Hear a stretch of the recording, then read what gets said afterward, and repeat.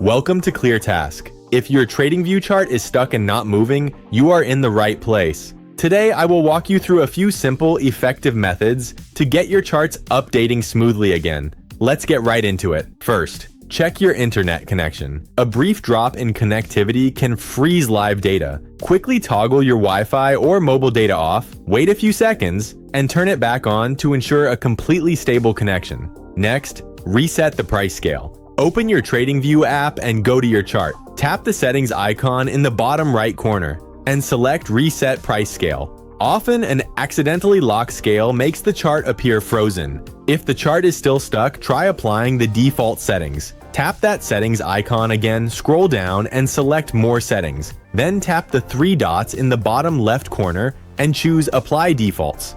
If the in-app fixes do not resolve it, the issue might be corrupted data. Go to your phone's settings, open App Management, and search for TradingView. Tap on Storage Usage, then hit Clear Cache and Clear Data. This gives the app a fresh start without affecting your saved account layouts. Your TradingView chart should now be moving in real time. If this guide helped you, please leave a like and subscribe to ClearTask for more direct, easy-to-follow tutorials. Thanks for watching and happy trading.